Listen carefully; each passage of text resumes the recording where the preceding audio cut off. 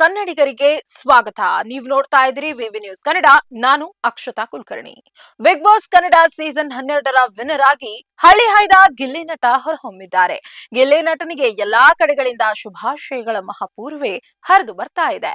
Big boss ಗಿಲ್ಲಿಗೆ 50 lakh ರೂಪಾಯಿ ಬಹುಮಾನ ಘೋಷಿಸಿದೆ. ಹಾಗಾದ್ರೆ ಬಿಗ್ ಬಾಸ್ ಪ್ರೈಸ್ ಹಣದಲ್ಲಿ ಗಿಲ್ಲಿಗೆ ಸಿಗೋದೆಷ್ಟು, ತೆರಿಗೆ ಎಷ್ಟು ವಿಧಿಸಲಾಗುತ್ತೆ, ಈ ಕುರಿತು ಇಲ್ಲಿದೆ ವಿಶೇಷ ವರದಿ. ಬಿಗ್ ಬಾಸ್ ಕನ್ನಡ ಸೀಸನ್ 12ನ ಗಿಲ್ಲಿ ವಿನ್ನರ್ ಆಗಿದ್ದಾರೆ. ದೊಡ್ಡ ಮನೆಯಲ್ಲಿ ಮೊದಲ ದಿನದಿಂದಲೂ ಮನೋರಂಜನೆ ನೀಡ್ತಾ ಬಂದಿದ್ದ ಗಿಲ್ಲಿ ಈಗ ಬಿಗ್ ಬಾಸ್ ವಿನ್ನರ್ ಆಗಿ ಹೊರಬಂದಿದ್ದಾರೆ. ಅವರ ಗೆಲುವಿನ ಬಗ್ಗೆ ಫ್ಯಾನ್ಸ್ ಕೂಡ ಖುಷಿಯನ್ನ ವ್ಯಕ್ತಪಡಿಸಿದ್ದಾರೆ. ಗಿಲ್ಲಿಗೆ ಬಹುಮಾನ ಮೊತ್ತವಾಗಿ 50 ಲಕ್ಷ ರೂಪಾಯಿ ಸಿಕ್ಕಿದೆ. ಇದರ ಜೊತೆಗೆ ಮಾರುತಿ ಸುಜುಕಿ ವಿಕ್ಟೋರಸ್ ಕಾರ್ ಕೂಡ ಸಿಕ್ಕಿದೆ.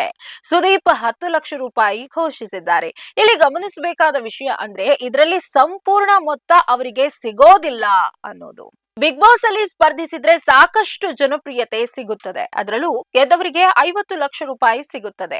ಗೆದ್ದ ವ್ಯಕ್ತಿಗೆ ಸಂಪೂರ್ಣ ಹಣ ಸಿಗೋದಿಲ್ಲ ಎಂಬುದು ಅನೇಕರಿಗೆ ಗೊತ್ತಿಲ್ಲ. ಹೌದು, ಬಿಗ್ ಬಾಸ್ ಪ್ರೈಸ್ ಮೊತ್ತಕ್ಕೆ ಸರ್ಕಾರ ದೊಡ್ಡ ಮೊತ್ತದ ಟ್ಯಾಕ್ಸ್ ಹೇರುತ್ತದೆ. ಆ ಮೊತ್ತ ಕೇಳಿದ್ರೆ ಯಾರಿಗಾದ್ರೂ ಅಚ್ಚರಿ ಆಗೇ ಆಗತ್ತೆ.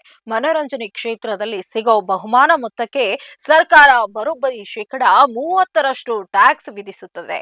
ಬರುವ ಒಟ್ಟು ಹಣದಲ್ಲಿ 30% ಹಣ ಸರ್ಕಾರಕ್ಕೆ ಟ್ಯಾಕ್ಸ್ ರೂಪದಲ್ಲಿ ಹೋಗುತ್ತದೆ.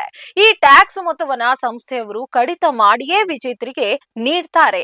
ಹೀಗಾಗಿ ಗಿಲ್ಲಿಗೆ ಈ ಹಣದಲ್ಲಿ ಸಿಗೋದು ಕೇವಲ 35 ಲಕ್ಷ ರೂಪಾಯಿ ಮಾತ್ರ. ಗಿಲ್ಲಿಗೆ ಸುದೀಪ್ ಘೋಷಿಸಿರೋ 10 ಲಕ್ಷಕ್ಕೂ ಈ ಟ್ಯಾಕ್ಸ್ ಅನ್ವಯ ಆಗುತ್ತದೆಯೇ ಎಂಬ ಸ್ಪಷ್ಟನೆ ಇಲ್ಲ. ರಿಯಾಲಿಟಿ ಶೋ, ಲಾಟರಿ ಸ್ಪರ್ಧೆ, ಕಾರ್ಡ್ ಗೇಮ್ ನಲ್ಲಿ ಆಡಿ ಗೆದ್ದಲ್ಲಿ 30% ತೆರಿಗೆ ಪಾವತಿಸಬೇಕು. ಕನಿಷ್ಠ 10,000 ರೂಪಾಯಿಯಿಂದ ಈ ತೆರಿಗೆ ಅನ್ವಯ ಆಗತ್ತೆ. ಅಂದ್ರೆ ನೀವು ಮನೋರಂಜನಾ ಕ್ಷೇತ್ರದಲ್ಲಿ 10,000 ಬಹುಮಾನ ಗೆದ್ರೆ 3,000 ಕಟ್ ಆಗಿ 7,000 ಮಾತ್ರ ಕೈ ಸೇರುತ್ತದೆ. ಕೇವಲ ಗಿಲ್ಲಿ ಮಾತ್ರವಲ್ಲದೆ ರನ್ನರ್ ಅಪ್ ಆದ ರಕ್ಷಿತಾ ಅವರು ತೆರಿಗೆ ಹಣ ಪಾವತಿಸಬೇಕು. ಅವರಿಗೆ ಒಟ್ಟು 25 ಲಕ್ಷ ರೂಪಾಯಿ ಸಿಕ್ಕಿದ್ದು, ಇದರಲ್ಲಿ ಅವರಿಗೆ 17,50,000 ರೂಪಾಯಿ ಮಾತ್ರ ಸಿಗಲಿದೆ. ಉಳಿದ ಮೊತ್ತ ತೆರಿಗೆ ರೂಪದಲ್ಲಿ ಸರ್ಕಾರದ ಕೈ ಸೇರಲಿದೆ. ಇದಾಗಿತ್ತು ಈ ಹೊತ್ತಿನ ವಿಶೇಷ ವರದಿ. ಸಮಗ್ರ ಸುದ್ದಿಗಳಿಗಾಗಿ ಸದಾ ಗಮನಿಸಿ ಬಿಬಿ ನ್ಯೂಸ್ ಕನ್ನಡ. ಇದು ಕನ್ನಡಿಗರ ಪ್ರತಿಧ್ವನಿ.